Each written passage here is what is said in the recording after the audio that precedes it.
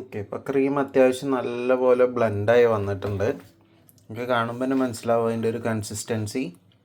Hello guys, ഇപ്പോൾ ഞാൻ വീണ്ടും വേറൊരു വീഡിയോയുമായിട്ട് വന്നിരിക്കുകയാണ്. ഇന്നിവിടെ ഉണ്ടാക്കാൻ പോണത് ഒരു ട്രെൻഡിങ് ആയിട്ടുള്ള മസ്ക ബണ്ണാണ്. മസ്ക ബൺ വിത്ത് ഇറാനി ടീ. ഓക്കെ, അപ്പോൾ അതിൻ്റെ പ്രിപ്പറേഷനൊക്കെ കാണിച്ചു തരാം. ഇപ്പോൾ നമുക്ക് ഫസ്റ്റ് വേണ്ടത് ബട്ടറാണ്.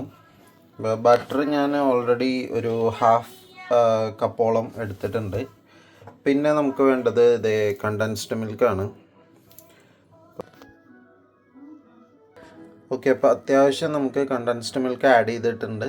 ഇനി നമുക്കിതൊന്ന് ബ്ലെൻഡ് ചെയ്തെടുക്കണം. ഓക്കെ, ബ്ലെൻഡർ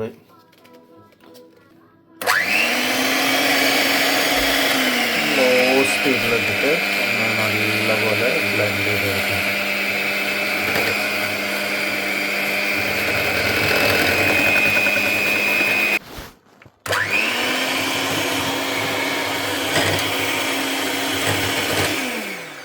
ഇപ്പോൾ ക്രീമൊക്കെ അത്യാവശ്യം നല്ലപോലെ ബ്ലെൻഡഡായി വന്നിട്ടുണ്ട്. അതിനകത്തോട്ട് നമ്മൾ ലേശം ഒരു 1 or 2 drops മാത്രം ചേർത്താൽ മതി vanilla essence.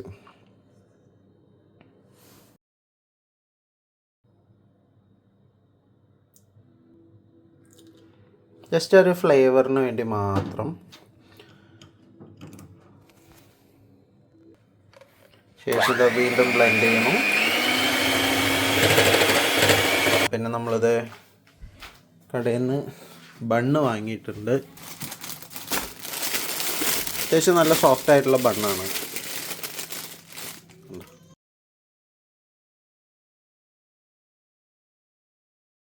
Normally Irani tea ഉണ്ടാക്കുമ്പോൾ കറുവപ്പട്ടയാണ് ഇടാറുള്ളത്. പക്ഷേ നമുക്ക് കറുവപ്പട്ട കിട്ടാത്ത കാരണം കൊണ്ട് ഏലക്കയും പിന്നെ ഗ്രാമ്പൂവും വെച്ചിട്ട് നമ്മൾ ട്രൈ ചെയ്ത് നോക്കുകയാണ്. എന്താകുമെന്നറിയില്ല, നോക്കാം.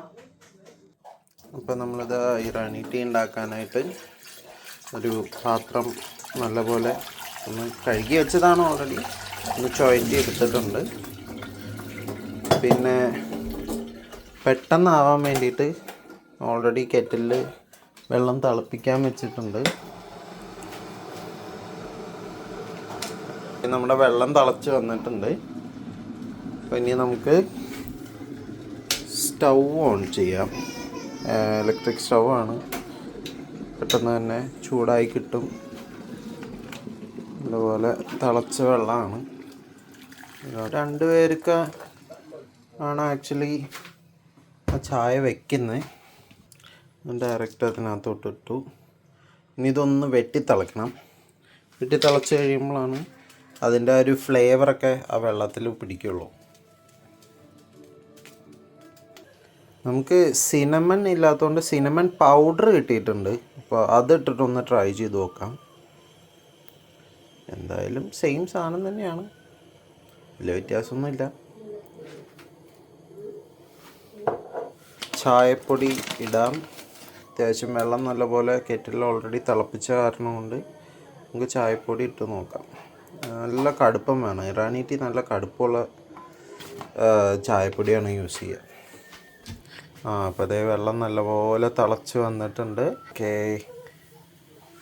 നല്ല കറുവപ്പട്ടയുടെയും അതുപോലെ തന്നെ ഏലക്കായുടെയും ഗ്രാമ്പൂവിൻ്റെയൊക്കെ ഒരു നല്ല സ്മെല്ല് വരുന്നുണ്ട് കോഫിയിൽ നിന്ന്, ചായയിൽ നിന്ന്. ഓക്കെ, അപ്പോൾ നമ്മുടെ ചായ റെഡി ആയിട്ടുണ്ട്. അതിനകത്തോട്ട് നമ്മളിപ്പോൾ ഇത് ഇവിടുത്തെ വോൾ മിൽക്കാണ് ആഡ് ചെയ്യുന്നത്. അപ്പോൾ ഇത് ചൂടാക്കേണ്ട ആവശ്യമൊന്നുമില്ല, പാല് സെപ്പറേറ്റ്. ഇത് നല്ല മട്ടുണ്ടാവും. അപ്പോൾ അതൊന്ന് അരിച്ചെടുക്കാം.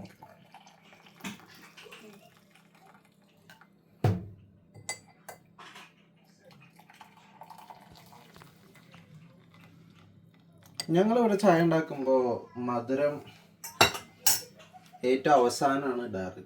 ഇനിയിപ്പോൾ നിങ്ങളെങ്ങനെയാണെന്നുള്ളത് ഒന്ന് കമൻറ്റ് ചെയ്യുക. ഓക്കേ,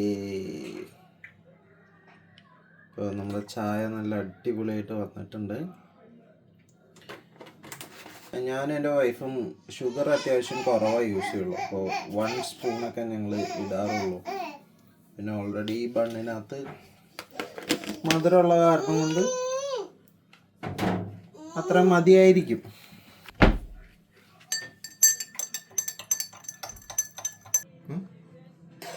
ഓക്കെ, അപ്പോൾ നമുക്ക് ക്രീം തേച്ചിട്ട് ഒന്ന് കഴിച്ചു നോക്കാം. മസ്ക ബൺ ഉണ്ടാക്കിയത്.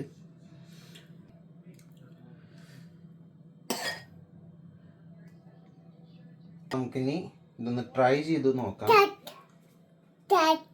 ഇത് കഴിക്കേണ്ട രീതി, ഇതിങ്ങനെ എടുത്ത് ഒരു ബൈറ്റ് ഇങ്ങനെ